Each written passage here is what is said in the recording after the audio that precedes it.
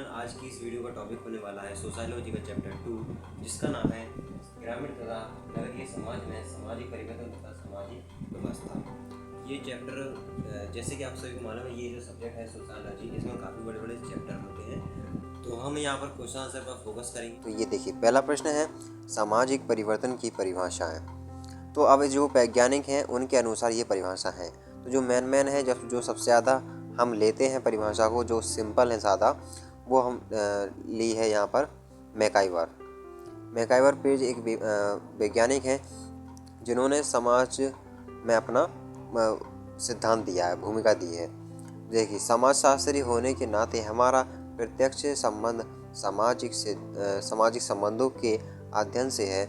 इस दृष्टिकोण से सामाजिक संबंधों में होने वाली परिवर्तन को ही हम सामाजिक परिवर्तन कहते हैं। देखिए, इसमें क्या कहा गया है कि जो हमारा जो समाज में जो हमारा व्यवहार है, उसमें जो परिवर्तन हो जाए वही कहलाता है सामाजिक परिवर्तन। ठीक है। अब समाज कैसा बनता है, जिसमें सभी प्रकार के लोग पाए जाते हों, जैसे हिंदू, मुस्लिम, सिख, ईसाई, हर प्रकार के लोग पाते हों, तो ये समाज हो गया। उसमें जो परिवर्तन हो जाए तो वह बस उसी परिवर्तन को कहते हैं हम सामाजिक परिवर्तन। ये तो हो गया मैकाइवर द्वारा। देखिए, मैंने कहा था सिंपल होगा। देखिए, दूसरा है गिल्सबर्ग में सामाजिक परिवर्तन से हमारा आशय सामाजिक ढांचे में परिवर्तन होना। सामाजिक परिवर्तन से हमारा आशय सामाजिक ढांचे में, जो ढांचा चला आ रहा है, कुछ पुराने जो समाज है उसके हिसाब से रह रहे हैं और जो नया है उसके हिसाब से, तो उसमें जो परिवर्तन हो जाए, जो पुराना समाज चला आ रहा है, तो उस अर्थात समाज का आकार, समाज का निर्माण करने वाली इकाइयों अथवा समाज की संगठन प्रगति में होने वाले परिवर्तन को ही हम सामाजिक परिवर्तन कहते हैं। जो समाज में पुराना ढांचा है, यानी पुराना जो रहन सहन है, उसमें अगर परिवर्तन हो जाए तो वही कहलाता है सामाजिक परिवर्तन। ये है गिल्स के द्वारा। देखिए, अब दूसरा क्वेश्चन, सामाजिक परिवर्तन की विशेषताएं। तो पहली विशेषताएं देखिए, पहला है सामाजिक परिवर्तन का संबंध सामाजिक व्यवस्था से है। व्यवस्था मतलब समझते हैं जो पूर्ति हो इंसान की जो जो ज़रूरतें हैं। दूसरा, एक स्वाभाविक प्रक्रिया है। ठीक है। तीसरा, सामाजिक परिवर्तन एक जटिल तत्व है। और चौथा है सामाजिक परिवर्तन तुलनात्मक होता है, तुलना कर सकते हैं यानी इसकी। पांचवा, सामाजिक परिवर्तन की निश्चित भविष्यवाणी संभव नहीं है। ठीक है। 6 वाला, सामाजिक परिवर्तन स्वाभाविक प्रतिक्रिया है, यानी सभी के लिए है ये प्रक्रिया। जो सामाजिक में परिवर्तन होगा वो सभी के लिए होगा। 7वां, सामाजिक परिवर्तन एक संचयी प्रक्रिया है। मैंने आपको यहाँ पर 7 विशेषताएं बताई हैं, तो आपको मैक्सिमम 5 तो याद होना चाहिए। देखिए, अगला हम जानते हैं क्वेश्चन है सामाजिक परिवर्तन के सिद्धांत। ये बहुत महत्वपूर्ण क्वेश्चन है, लघु में आ सकता है ये वाला। तो पहला देखिए, इसमें तो 2 भागों में डिवाइड है ये सामाजिक परिवर्तन के सिद्धांत। पहला है रेखीय सिद्धांत, दूसरा है चक्रीय। तो सबसे पहले हम जानेंगे रेखीय सिद्धांत, जो कि है मार्कस के अनुसार। ठीक है। रेखीय सिद्धांत आदि युग से लेकर वर्तमान युग तक उत्पादन के तरीकों तथा इन पर आधारित भिन्न वर्गों के समूहों में होना वाला परिवर्तन सामाजिक परिवर्तन का कारण है।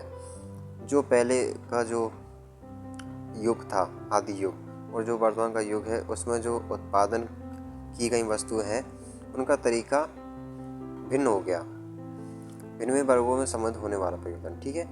और यहाँ पर ये देखिए, अनेक समाजशास्त्रियों ने सामाजिक परिवर्तन के 2 अन्य रूपों का उल्लेख किया, जिन्हें रेखीय परिवर्तन और चक्रीय परिवर्तन कहा जाता है।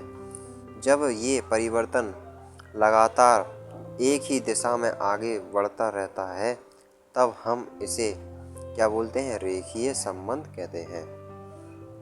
ठीक है। इसमें आप ये वाली याद रखिए, जब ये परिवर्तन लगातार एक ही दिशा में आगे बढ़ता है तो ये कहलाता है रेखीय परिवर्तन। इसको आप अंडरलाइन कर लें। ठीक है। देखिए, अब चक्रीय, जब आप चक्रीय और रेखीय दोनों समझ जाएंगे तो आप अंतर करना भी सीख जाएंगे कि दोनों में क्या क्या अंतर है। तो चक्रीय परिवर्तन उस दिशा से संबंधित है जो परिवर्तन किसी विशेष दिशा की ओर नहीं होता, बल्कि यह एक चक्र या उतार चढ़ाव देखने को मिलता है। जैसे सभ्यता, संस्कृति में हो जाना। अब कोई परिवर्तन कर लेता है, जैसे कोई हिंदू है तो वह मुसलमान का अपना लेता है, या मुसलमान है तो वह हिंदू का, इस तरीके से होता है। सामाजिक मूल्यों तथा फैशन आदि के क्षेत्र में परिवर्तन को आसानी से देखा जा सकता है, इसे ही चक्रीय सिद्धांत कहते हैं।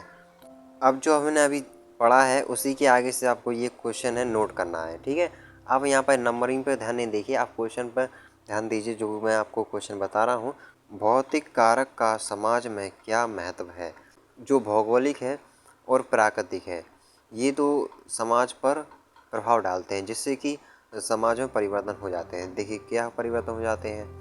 मनुष्य के विचार, जलवायु, मिट्टी, तापमान, ये इसमें क्या हो जाते हैं, परिवर्तन हो जाते हैं।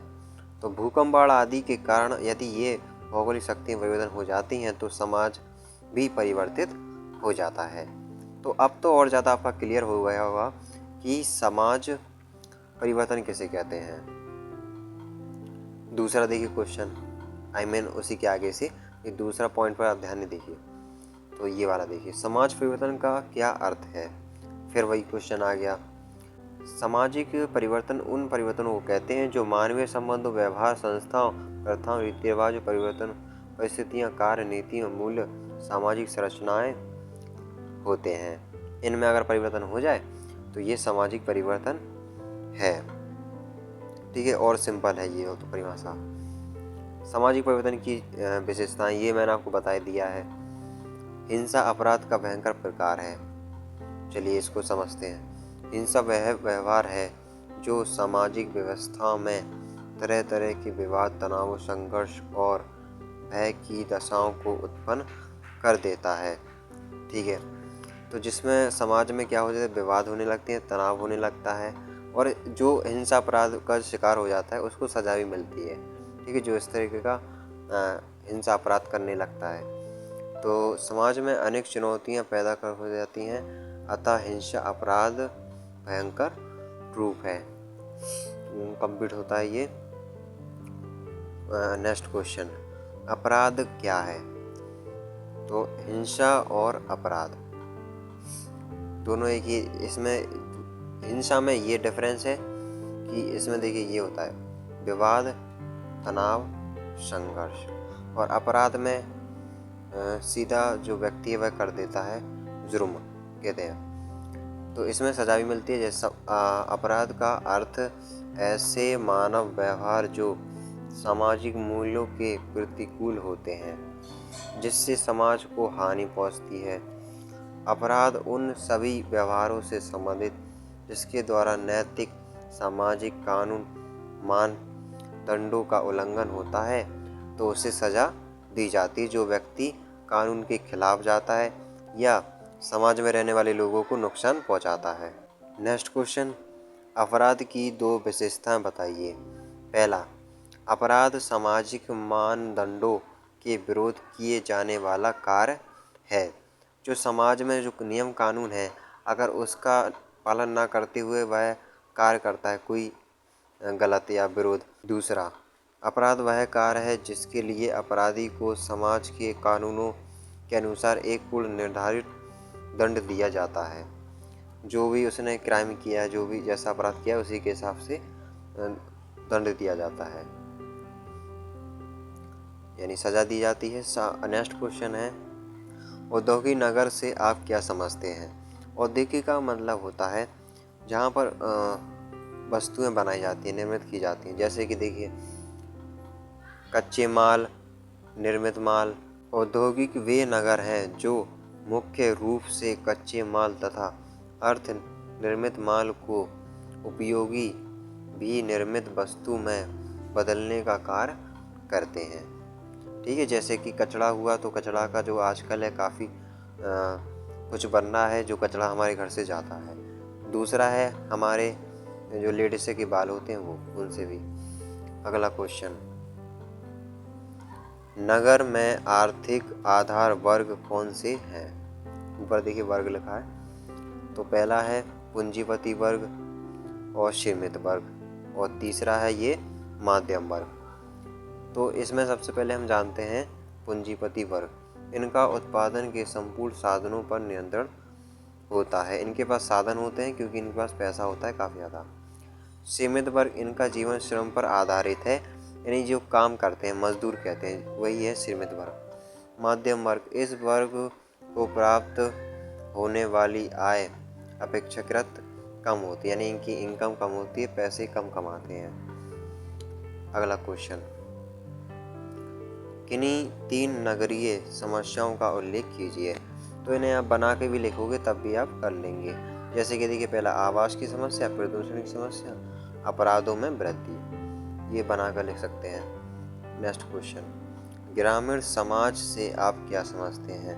ग्रामीण समाज का तात्पर्य एक निश्चित भूभाग पर रहने वाले किसी भी ऐसे छोटे या बड़े समूह से है जिनमें जनसंख्या की समरूपता, सामाजिक एवं सांस्कृतिक समानता, प्रकृति से सभ्यता एवं, और यहाँ पर क्या लिखा है, समूहित घटना की प्रधानता होती है। तो गांव के व्यक्ति का रहन सहन एक जैसा होता है, उनकी संस्कृति यानी बोलचाल भी एक जैसा होता है। ये हो गया हमारा कंप्लीट। अब हम जानते हैं लघु प्रश्न। ठीक है, पहला लघु है सामाजिक परिवर्तन की विशेषताएं बताइए। तो ये मैंने आपको बता दिया है। ठीक है, वो आपको विशेषताएं हैं और उन्हीं के बारे में थोड़ा थोड़ा वर्णन करना है। उसके बाद देखिए चक्रीय सिद्धांत का वर्णन कीजिए, ये भी मैंने आपको बताया। उसके बाद रेखीय सिद्धांत, ये भी बता दिया। ठीक है, अगर आप ये जानना सोचने ये वाली सोचें ये बताने की, तो इसमें जो है आपके लिए डिफ़िकल्ट हो जाता है। ठीक है, तो मैं आपके लिए सिंपल इसलिए बता रहा हूँ। नेक्स्ट क्वेश्चन ये है, ये जानते हैं हम, ये हमने नहीं पढ़ा है। तो सामाजिक व्यवस्था की व्याख्या कीजिए। सामाजिक सामाजिक में सामाजिक समाज होगा, सॉरी यहाँ पर सामाजिक लिखा है, समाज होगा। तो समाज में सामाजिक व्यवस्था की अवधारणा को अत्यधिक महत्व दिया जाता है। इसका कारण यह है कि मानव जीवन में होने वाले परिवर्तनों की निरंतर और क्रम को बनाए रखने में सामाजिक व्यवस्था का अत्यधिक महत्व है। पहला, समाज का तात्पर्य समाज की भिन्न भिन्न इकाइयों के कार्योत्तम संयोग से है। सामाजिक में कार्य करने के लिए सभी को सम्मिलित होना होता है। कार्य करने के लिए सभी के संयोग से ही कार्य हो पाता है, जिससे कि व्यवस्था हो सके।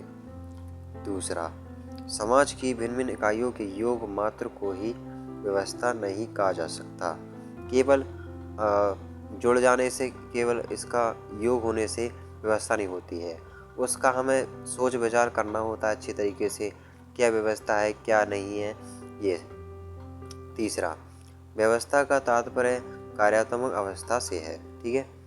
चौथा, इसमें कहा गया है कि समाज की विभिन्न इकाइयों के बीच जो कार्यात्मक व्यवस्था पाई जाती है वह स्थायी नहीं होती, इसमें निरंतर होते रहते हैं, मतलब कि इसमें परिवर्तन होते रहते हैं। जो कार्य करने वाले हैं समाज में लोग, उनका जो है बदलते रहते हैं। आपने देखा होगा जो नगर में आते हैं सफाई कर्मचारी, उनकी बात हो रही है, वो बदलते रहते हैं ना, बस। 5 क्वेश्चन, कानून की 4 विशेषताएं लिखिए। तो कानून की विशेषताएं देखिए, पहला है कानून औपचारिक। अच्छा, औपचारिक और अनौपचारिक तो मालूम है ना। औपचारिक मतलब जिसमें प्रमाण मिलता है, अनौपचारिक जिसमें प्रमाण नहीं मिलता है। अनौपचारिक जो समाज से शिक्षा प्राप्त होती है, औपचारिक जो जैसे हमें विद्यालय से प्राप्त होती है शिक्षा, वह कहलाती है। तो पहला देखिए, कानून औपचारिक सामाजिक नियंत्रण का साधन होता है। ठीक है, इसमें वेतन मिलता है, और अगर हमें नौकरी नहीं करनी है तो हमें एक इस्तीफा देना होता है, और इसका हमें एक प्रमाण पत्र भी मिलता है। ठीक है, अगर आप रिटायर होते तो। दूसरा, कानून का निर्माण देश की सर्वोच्च सत्ता के द्वारा होता है। ठीक है। तीसरा, कानून बिना किसी भेदभाव से सभी नागरिकों पर समान रूप से लागू होता है। इसमें सभी लोग बराबर हैं, चाहे वो गरीब हो चाहे फिर वो अमीर हो। 4 क्वेश्चन। प्रत्येक नागरिक को कानून का पालन करना चाहिए, यदि वह पालन नहीं करता है तो उसको दंड दिया जाएगा। 6 क्वेश्चन है ग्रामीण समाज की परिभाषित कीजिए एवं विशेषताएं का वर्णन कीजिए। तो पहला देखिए यहाँ पर लिखा ही है, गांव में स्थानीय और सामाजिक गतिशीलता बहुत कम है, मतलब विकास कम है उधर गांव में। साधारणतः अधिकांश ग्रामीण ने बताया परिवर्तन में रुचि लेते हैं।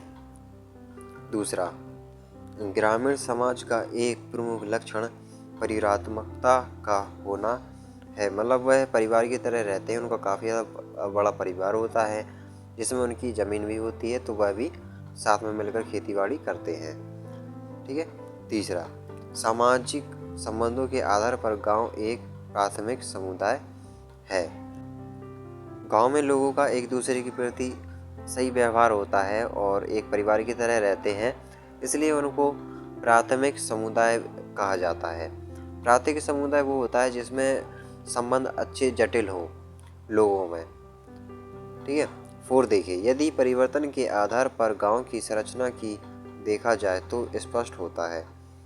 अगर हम गांव को देखें परिवर्तन के आधार पर तो वह कम होता है वहाँ परिवर्तन, लेकिन देखा जाए तो वहाँ भी हो सकता है परिवर्तन। 5, ग्रामीण समाज एक वर्गों में बांटा हुआ समाज नहीं होता।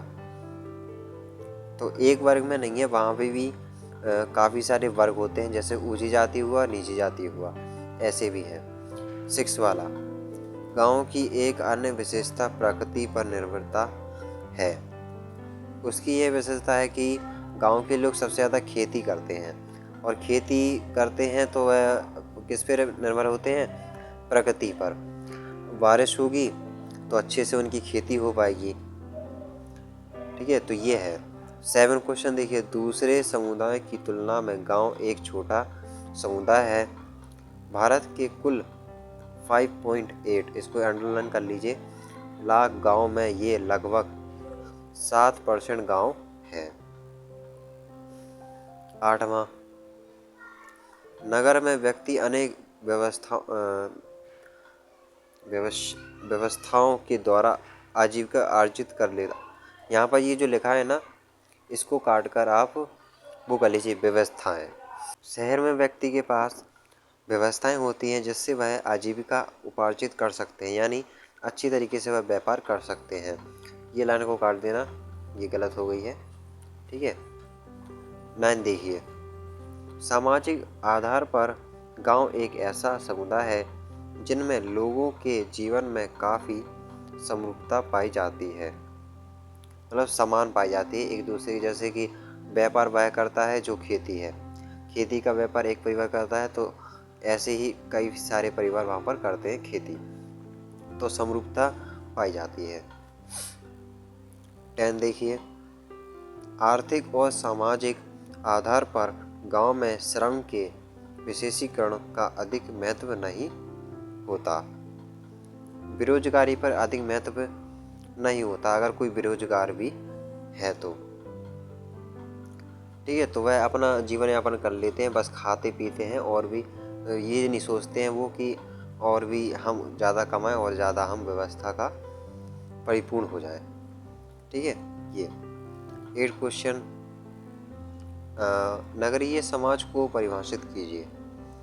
तो नगरी में बड़ा आकार है, जैसे कि बड़ा समुदाय भी कह सकते हैं।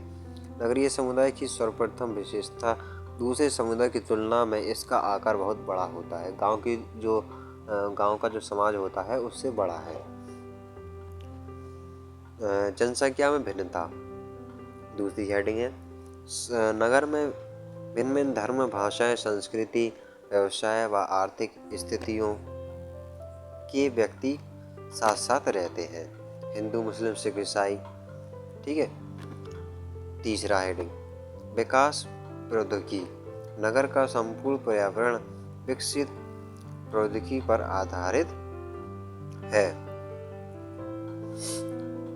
प्रौद्योगिकी मतलब जो मशीनें होती हैं वो।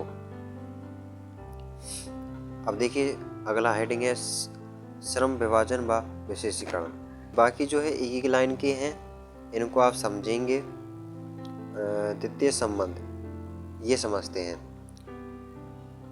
द्वितीय संबंध क्या होता है? जिनमें सभी व्यक्तियों के लिए आर्थिक व सांस्कृतिक पृष्ठभूमि तत्व भिन्न, स्वार्थ एक दूसरे से भिन्न के कारण ही हो जाता है।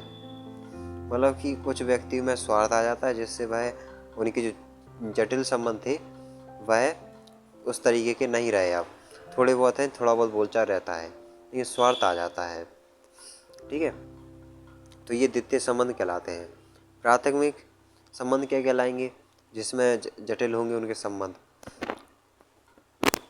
गतिशीलता। नगरीय समुदाय में सामाजिक व स्थानीय दोनों एक तरह की गतिशीलता बहुत अधिक पाई जाती है। गतिशीलता यानी कार्य करने की जो गतिशीलता है, बहुत जल्दी विकास होता है।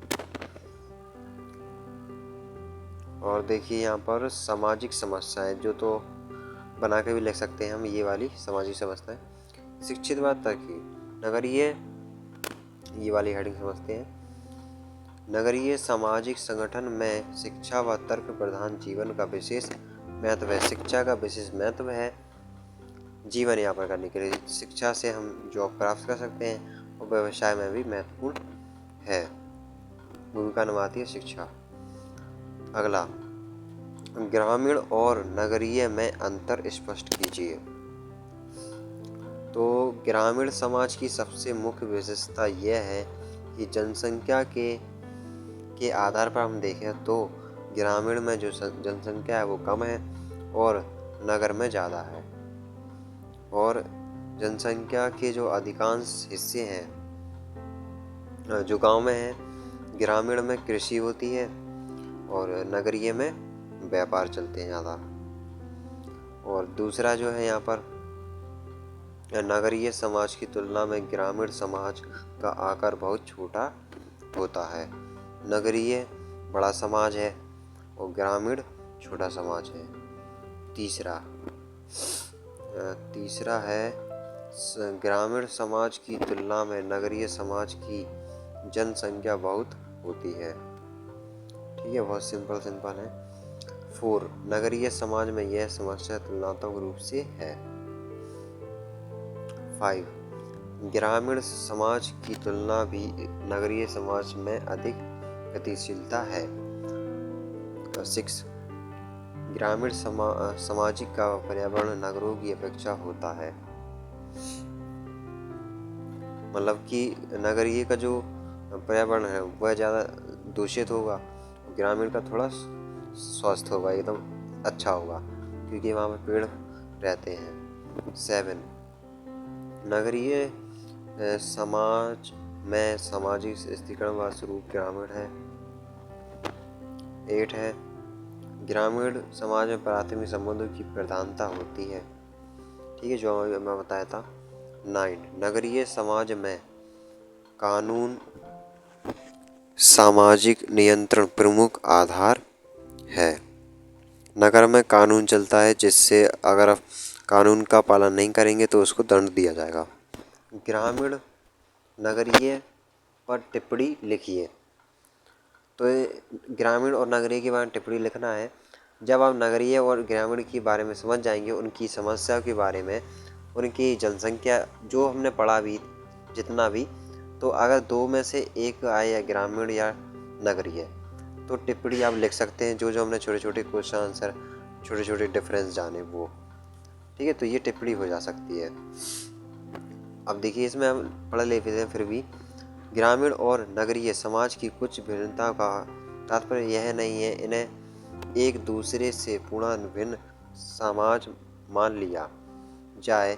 वर्तमान दिशा ग्रामीण व नगरीय समुदाय के बीच अनेक ऐसी विशेषताएं देखने को मिलती हैं जो इनके पारस्परिक संबंधों को स्पष्ट करती हैं। रहने का तरीका अलग, बोलने का तरीका अलग, खाने का तरीका अलग, और जो मकान है वो भी अलग देखने को मिलते हैं, और उनका जो व्यवहार है वो भी अलग होगा एक दूसरे के प्रति। तो ये सारे ऐसी भिन्नताएं होती हैं नगरीय और ग्रामीण में। तो इस चैप्टर के मैंने आपको सारे क्वेश्चन आंसर बता दिए हैं, ठीक है, जो कि बहुत ही महत्वपूर्ण हैं।